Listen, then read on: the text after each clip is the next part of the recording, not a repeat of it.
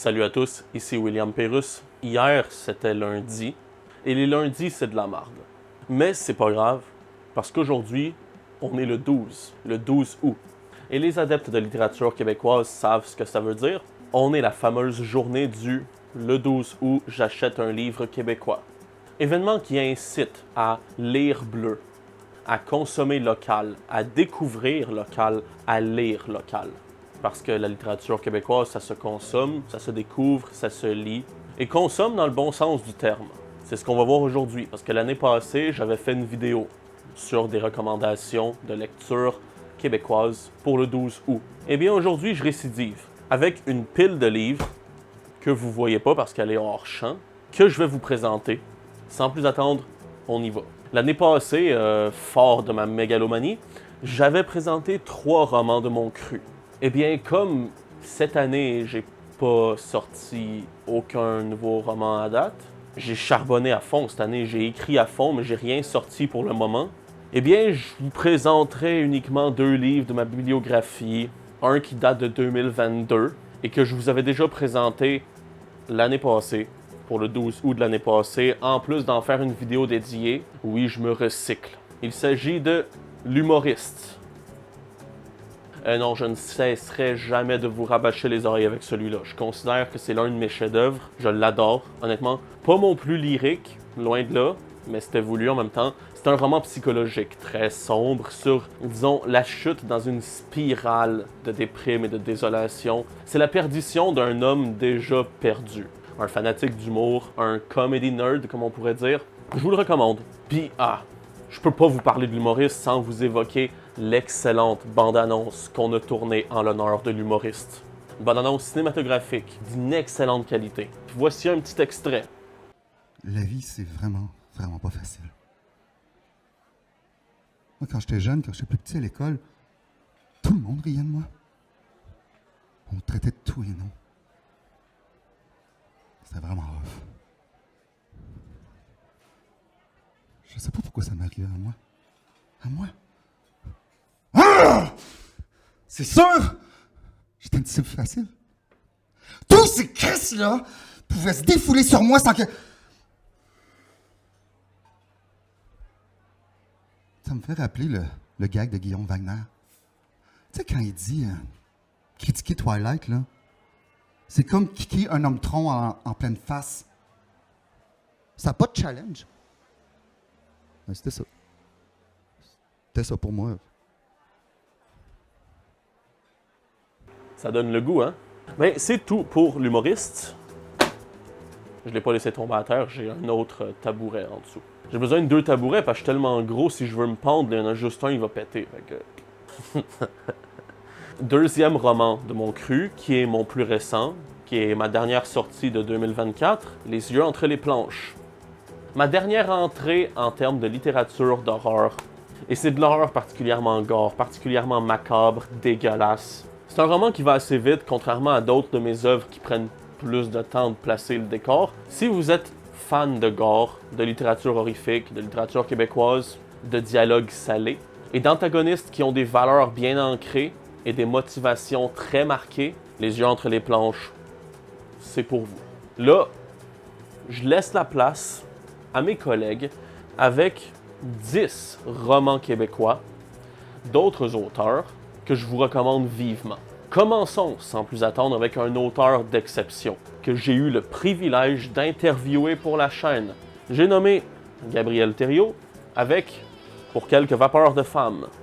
Pour quelques vapeurs de femmes, pour le fan fini de Houellebecq que je suis et pour, disons, l'amateur de drame littéraire que je suis. La majorité de ma bibliographie, c'est du drame. Fait que c'est forcément. Puis Gabriel Thériault, sa plume savoureuse. Sa plume qui se consomme comme un délicieux spiritueux. Et ici, on mêle, disons, une très belle narration à une histoire captivante et des réflexions sur l'ère du temps qui sont très pertinentes. Ça, je vous recommande ça. Honnêtement, ça vaut le coup. Bon, il y a un hic. Fouillez les librairies usagées pour le trouver parce que il est discontinué. Ouais, c'est chiant. Woo! Yeah, baby! ADA, rééditez-le. C'est un ordre.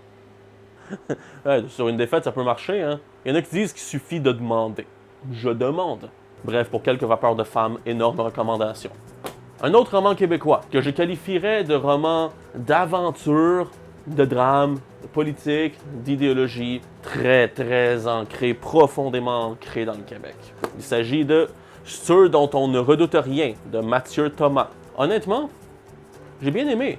J'ai même plus que bien aimé. C'est un roman, honnêtement, bon, si vous voulez quelque chose qui va vite, peut-être pas pour vous. Je dis pas ça parce qu'il y a des longueurs, au contraire, il n'y a pas de longueur, le rythme est bien maîtrisé. Mais je voudrais que c'est un très bon roman historique, une espèce d'uchronie, une uchronie très légère. Une uchronie très légère dans la mesure où c'est une uchronie dans le détail, qui prend un fait historique, l'altère un petit peu, et on obtient ce roman-là. Dans le fond, on suit un type qui découvre de vieux documents qui supposeraient qu'il y aurait eu une rencontre tenue secrète entre nul autre que Louis-Joseph Papineau et Alexis de Tocqueville. Une rencontre supposément survenue en 1831. C'est un très bon roman. J'ai beaucoup aimé l'espèce de notion idéologique, l'exploitation idéologique. Bon, je suis un esti de quétaine, j'aime la romance, et une légère romance, ou très légère, c'est saupoudré. Disons, c'est très léger, parce que c'est pas le cœur de l'histoire. C'est pas au cœur du roman, mais ça a quand même sa place dans le fond du roman. Et honnêtement, c'est un roman qui aborde de manière très intelligente et très nuancée la question de l'indépendantisme. Personnellement, et j'ai pas honte de le dire, je suis un indépendantiste convaincu. Mais je sais. Ça paraissait pas du tout. Et je considère que le Québec, culturellement, civilisationnellement, linguistiquement surtout, et financièrement, se porterait 1000 fois mieux en étant un pays. On a tout ce qu'il faut pour s'autosuffire. Ce roman-là, écrit par un auteur indépendantiste, aborde la question de l'indépendantisme d'une manière très intelligente. Il y a une réflexion dans le roman que j'ai adorée. Une réflexion selon laquelle, peut-être que si les Québécois sont si réticents à franchir le cap de l'indépendance, c'est parce qu'ils sont encore intrinsèquement, intérieurement et inconsciemment attachés à l'identité canadienne. Parce que dans le temps, l'identité canadienne, c'était l'identité québécoise, l'identité néo-française, c'était l'identité des Français, des néo-français. C'était eux qui étaient fiers d'être Canadiens. Les Anglais se déclaraient justement Anglais, Britanniques. Intérieurement, les Québécois sont peut-être encore attachés au Canada parce que veut pas, le Canada, c'est la première fierté du peuple québécois. En fait, non, c'est la France, ensuite le Canada, puis ensuite le Québec. Et rien que pour ça, c'est un roman très nuancé et très intelligent. L'auteur aurait parfaitement pu éclipser cette réflexion-là pour servir son point, pour appuyer encore plus sur l'importance de l'indépendance, sur l'importance d'une indépendance inflexible, mais au contraire, il ouvre la porte à cette réflexion pour qu'on puisse mieux comprendre les réticents du Québec indépendant. Et franchement, c'est très pertinent. Bon, maintenant on rentre dans un de mes genres chouchou, que ce soit en tant que lecteur d'abord, mais aussi en tant qu'auteur. Avec l'horreur. Et pour l'horreur, j'en ai 4 pour vous. On débute avec le premier roman d'une série qui m'a convaincu dès le départ. Le concept m'a tout de suite hameçonné et j'adore l'exécution de la plupart de ces livres-là. Soit Le Prédateur de David Bédard, Le Père des Anges. C'est le premier Prédateur que j'ai lu.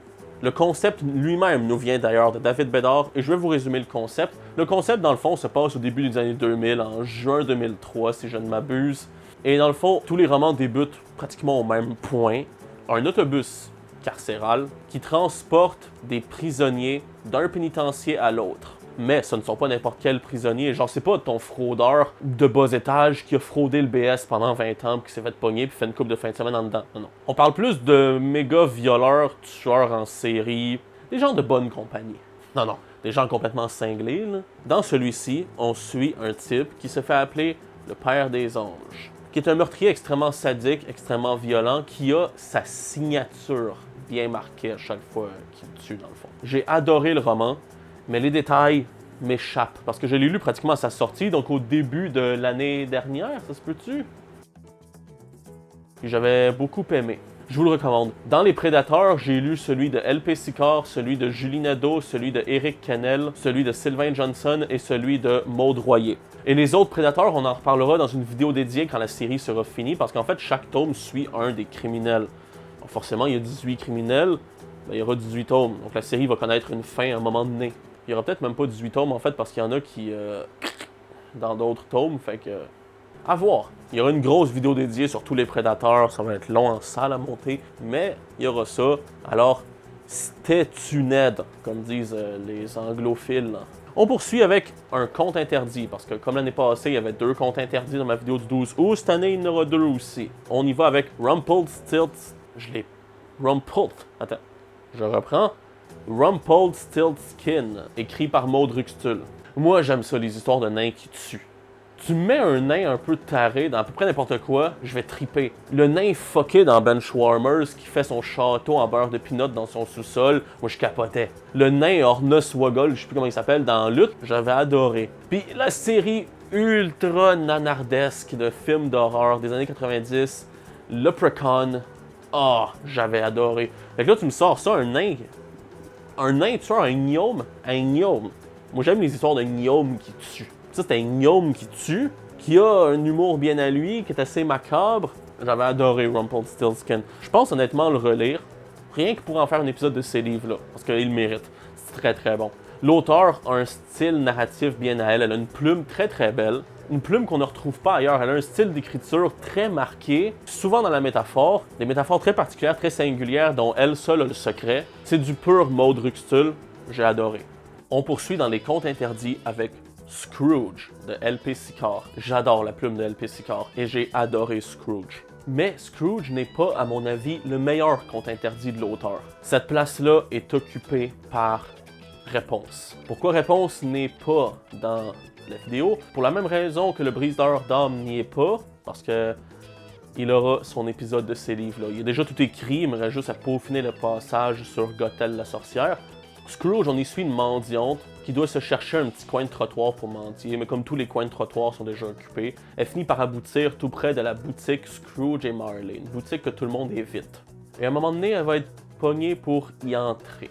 Et elle va y découvrir des choses que je vous laisse découvrir vous-même dans Scrooge. Honnêtement, j'ai beaucoup aimé. C'était très bon. La plume d'L.P. Sicard, encore une fois, est délicieuse. Je vous recommande le roman. Si vous aimez l'horreur, si vous aimez le lyrisme, c'est pour vous. C'est une très très bonne exploitation de l'idée de Scrooge, de l'idée notamment des fantômes du passé, du présent et du futur. C'est vraiment bien foutu, mais vraiment très imaginatif, très inventif. Dernière entrée horrifique pour cette vidéo-ci, donc mes fans d'horreur, restez encore un peu plus parce que je vous présente K.A. la prédatrice. Le dérivé du conte interdit de Maud Royer, le livre de la jungle. J'ai beaucoup aimé K.A., je dirais que je l'ai préféré au livre de la jungle.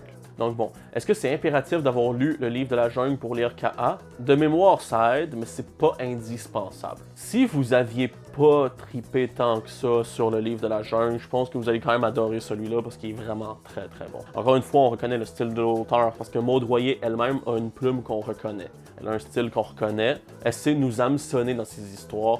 Puis là-dessus, j'ai vraiment adoré suivre le personnage de K.A., qui était déjà très intriguant dans le livre de la jungle, mais qui ici, on a les réponses sur le pourquoi du comment. J'ai beaucoup aimé. Et j'ai beaucoup aimé la construction du roman, notamment via le choix des chapitres. Vous allez voir, ils ont des noms très particuliers, mais ça cadre bien avec le personnage. Le livre de la jungle, l'original, de ce que j'ai vu, c'est un espèce de recueil de nouvelles. Et le conte interdit se sentait lui-même comme un recueil de nouvelles toutes jointes. Je ne sais pas si c'était voulu, mais tu sentais des ambiances différentes à peu près dans chaque chapitre, plus ou moins, dans chaque trame. Ici, évidemment, ça se ressent pas comme ça, parce qu'on suit un seul personnage, évidemment. Bon, ceux qui aiment les romans, vous risquez d'être déçus parce que les 4 prochains ne sont plus de la fiction. Ce sont des essais et des ouvrages documentaires. On embarque avec un livre documentaire que j'ai lu parce que je travaille sur quelque chose de gros vis-à-vis de la Corriveau, quelque chose de très gros, la plus grosse vidéo que j'ai jamais faite sur YouTube, et sans doute l'une des plus grosses vidéos du YouTube québécois. Oui, rien que ça. Et pour me documenter,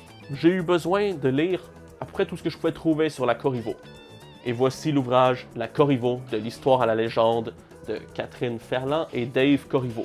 Cet ouvrage-là est une mine d'or d'informations. Et j'en ai lu beaucoup des essais dans ma vie, des ouvrages documentaires, et c'est rare que j'utilise le terme mine d'or. Mais pour ça, c'est pas un superlatif, cet ouvrage est réellement une mine d'or d'informations. Tout ce que vous voulez savoir sur la Corriveau s'y trouve. Je vous le conseille, c'est très fouillé, très travaillé, très complet. Je vous le recommande vivement. Si vous souhaitez vous renseigner davantage sur l'histoire de la Corriveau, qui est un grand pan du folklore québécois et de l'histoire judiciaire québécoise également, chaude recommandation.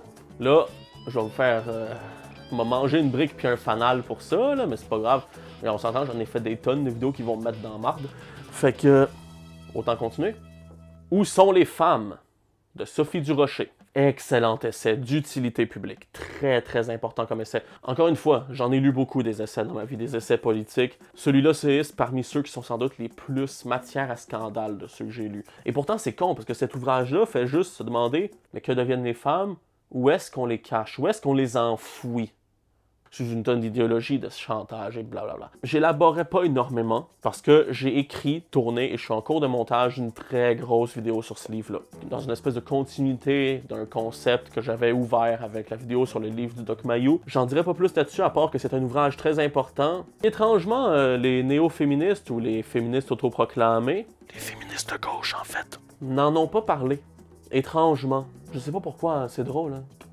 Ils ont été très silencieuses.